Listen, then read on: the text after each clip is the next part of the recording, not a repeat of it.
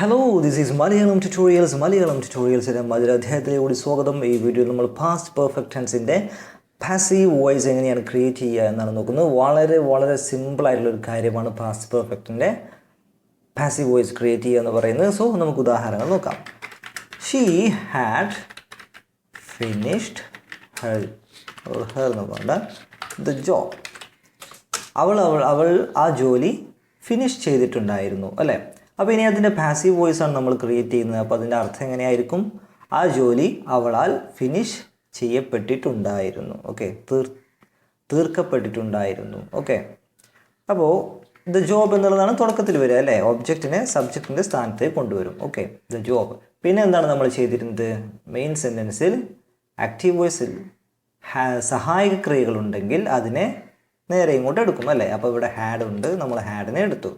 പിന്നെ present perfect ടെൻസിൽ നമ്മൾ എന്താണോ ആഡ് ചെയ്തത് അതേപോലെ പാസ്റ്റ് പെർഫെക്റ്റ് ടെൻസിലും അതിനെ ആഡ് ചെയ്യേണ്ട. അയാൾ ആരായിരുന്നു?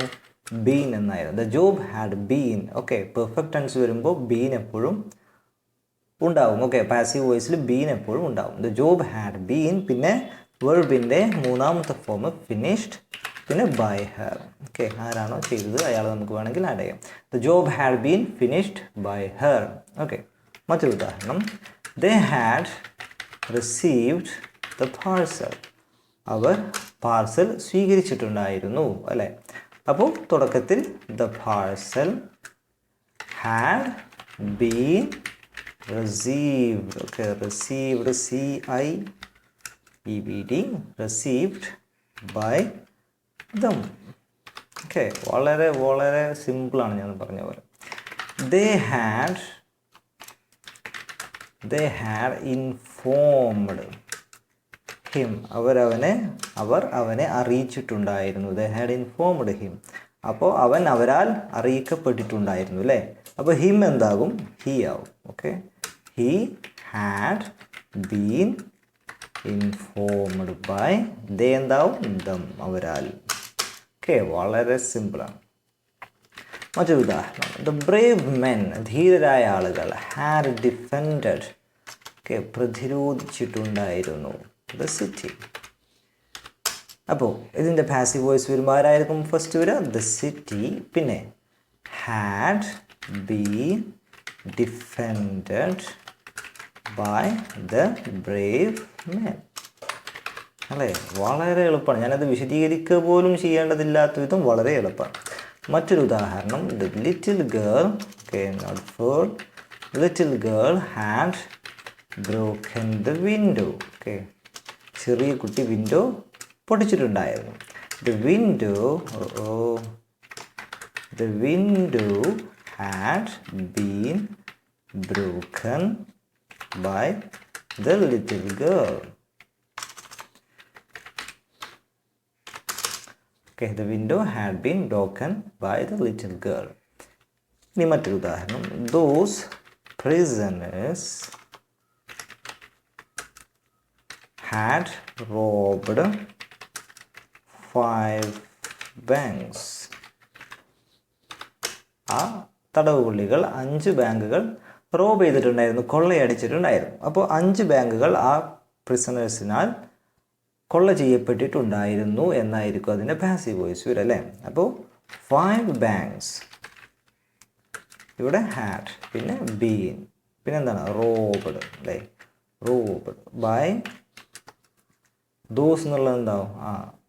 ദോസ് പ്രിസണേഴ്സ് എന്നുള്ളത് ദോസ് പ്രിസണേഴ്സ് എന്നതാണ്. 5 banks had been robbed by those prisoners. Okay, വളരെ സിമ്പിളാണ്.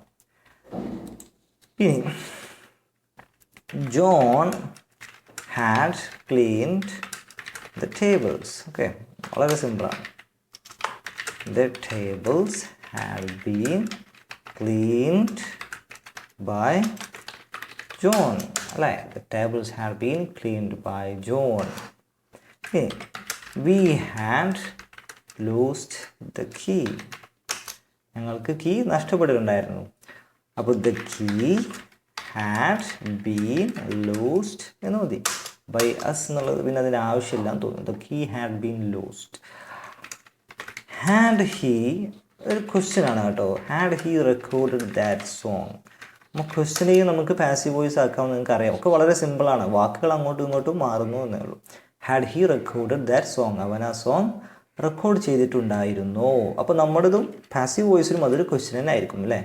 ഹാഡ് ദ സോങ് അല്ലെങ്കിൽ ദാറ്റ് സോങ്, ഇതിന് ശേഷം എന്താവും, ഹാഡ് നമ്മൾ തുടക്കത്തിൽ കൊടുത്തിട്ടുണ്ട്, അതുകൊണ്ട് തന്നെ ദാറ്റ് സോങ്ങിന് ശേഷം ഹാഡ് ഇല്ല, പിന്നെ നേരെ ബീന് വരും. Had that song been recorded by him. Okay, ആ സോങ് അവനാൽ റെക്കോർഡ് ചെയ്യപ്പെട്ടിട്ടുണ്ടായിരുന്നു എന്നാണ്. ഓക്കെ, അത്രയും സിമ്പിളാണ്.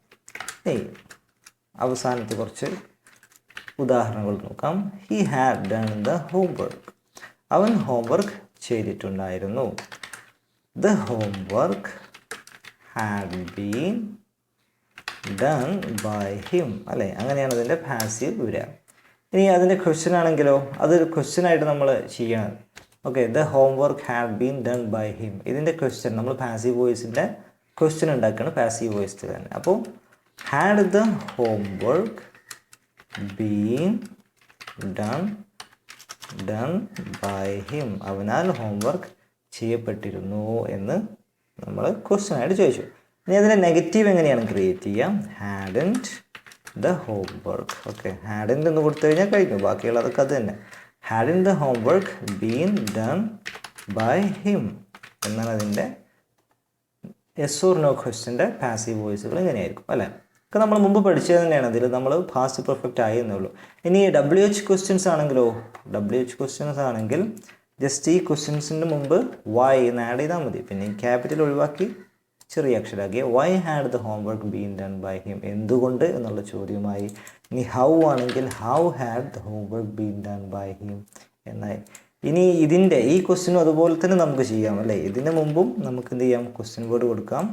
അപ്പോൾ WH ക്വസ്റ്റ്യൻസിന് നെഗറ്റീവായി why had the homework been done by him, എന്തുകൊണ്ട് അവനാൽ ഹോംവർക്ക് ചെയ്യപ്പെട്ടിരുന്നില്ല എന്നുള്ള രൂപത്തിൽ ക്വസ്റ്റ്യനായി. ഓക്കെ, ഇനി ദ ഹോംവർക്ക് എന്നുള്ളത് ഉത്തരമായിട്ട് വരണം. ഓക്കെ, ദ ഹോംവർക്ക് എന്നുള്ളത് ഉത്തരമായിട്ട് വരണമെങ്കിൽ നമ്മൾ അങ്ങനെ ചോദിക്കും, എന്ത് അവനാൽ ചെയ്യപ്പെട്ടിട്ടുണ്ടായിരുന്നു എന്നാണ് അല്ലേ. What had been done by him എന്നാവും. Okay, the homework had been done by him എന്നുള്ളത് ഈ ദ ഹോംവർക്ക് എന്നുള്ളിടത്ത് എന്താവും, വാട്ട് എന്നാവും.